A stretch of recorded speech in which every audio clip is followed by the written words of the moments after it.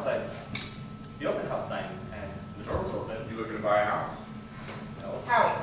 What? You said it's Good. outside. Actually laugh at that. Like, oh, funny joke. No, of course not. I'm 17. Rabbit Hole is an exploration of kind of the landscape, how to overcome grief.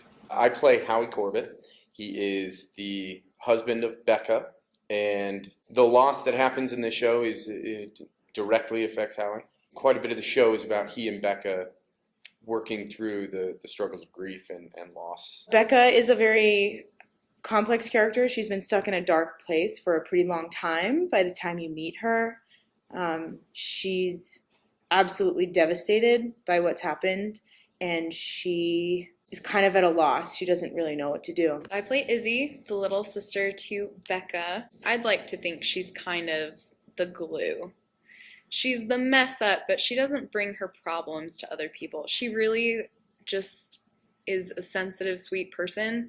And I think at the end of the day, she just wants her family to be happy and love each other and not fight. I play Becca and Izzy's mother. I create the conflict in the show, actually, by trying to help Becca see things my way. I play Jason Willette. Everyone else is family. He's the only one that's kind of the outsider, but he contributes to a lot of the grief and loss that the family's going through. Grief is an interesting thing in that it's universal. Everybody in the world is going to experience grief, but nobody will experience it the same way. And Rabbit Hole kind of takes that premise that we've had one tragedy and it's affected all of these different people, and we get to see how they each respond. The stages of grief, I think, are pretty apparent in this play because everyone is at a different one. They're all kind of coping with that loss, and everybody's in a different place, and everybody uses, different means to get through that. Rabbit Hole specifically relates to the title of a short story that is written by one of the characters in the play. We talk about it nowadays in any type of conversation. When you go into the rabbit hole, you're starting at one place. It's your exploration. It's where are you going? What is your wonderland? Where are you going to come out? All of us, if we have experienced grief, we have walked that road to how we found comfort. It would be impossible to do this show and not bring in personal experience. I've experienced quite a bit of loss in my life, and the stages of grief, while cliched, are real. They are absolutely real, and they do change the dynamic of family relations, sometimes in brutal, unforgiving ways, and also sometimes in really beautiful and healing ways. I lost a friend last June, a really close friend, and so hearing everybody's descriptions of grief in the show and what they're going through and how they are coping really hit home for me a lot, because it was a lot of the same stuff that I dealt with. I think everyone could relate to this. I mean, it's family, and whether or not you've had a hard time or not with a loss, everyone, I think, for the most part, can understand that family dynamic of fighting but loving and meaning well and, still unintentionally hurting one another, but finding your way back to each other at the end of the day. Everybody experiences some kind of setback in life. And so for me, it's easy to be able to draw from those experiences that I've had. Really any kind of moment of grief, any kind of moment of sadness, I can draw from to be able to help this character come to life. David Lindsay-Abaire, the playwright, leaves a very specific author's note in the script that this is not a tidy play. I think are his exact words. It does not provide answers. And it doesn't. The play raises a lot of questions, and the characters very obviously take a journey from point A to point B over the course of the show.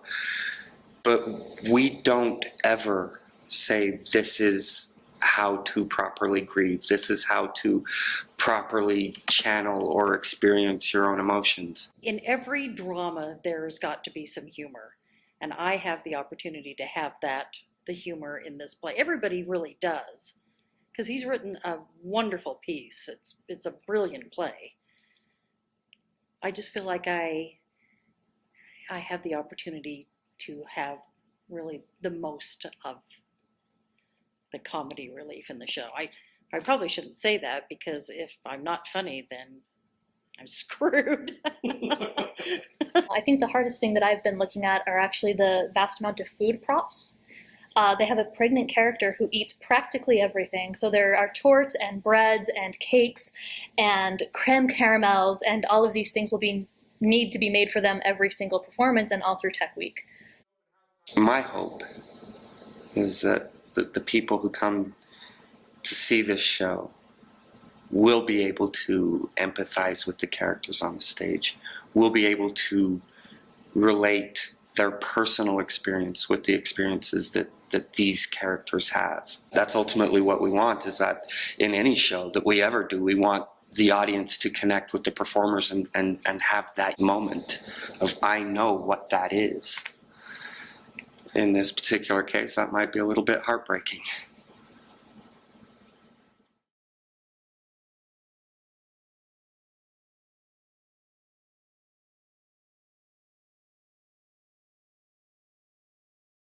I'm strictly an onstage kind of guy. My wife, however, has written and directed shows at the Off-Broadway Theater. She's directing a show right now as well. If I'm going to plug anything, might as well be hers. The Revengers, Off-Broadway Theater, opening soon. So she's directing that, and she's exceptionally talented at that. But yeah, I'm kind of a one-trick pony. I'm an on-the-stage kind of guy. Rabbit hole is an exploit. We'll edit that part. My name is Jared John Tuckett. And how many times in a given month are you given the Jingleheimer Schmidt joke? Quite often, mostly because my roommates love to call me by my full name. A lot of my friends like to call me by my full name because it just slides right off the tongue, and so pretty often. I don't think I could put a number to it. Obviously, I could not resist that.